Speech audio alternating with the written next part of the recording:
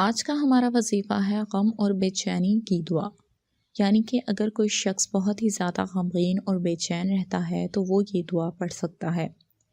حضرت انس سے روایت ہے کہ آپ صلی اللہ علیہ وسلم جب کسی وجہ سے بے قرار ہوتے تو یہ کلمات پڑھتے اور اللہ تعالیٰ سے دعا مانگتے۔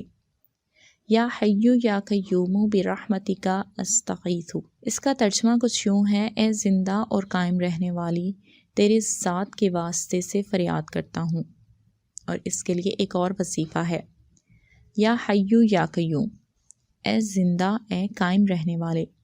سجدے میں یہ بار بار پڑھیے۔ مصیبت اور پریشانی کے وقت یہ دعا ضرور پڑھیں، اس سے آپ کی بے چینی اور غم دور ہو جائے گا۔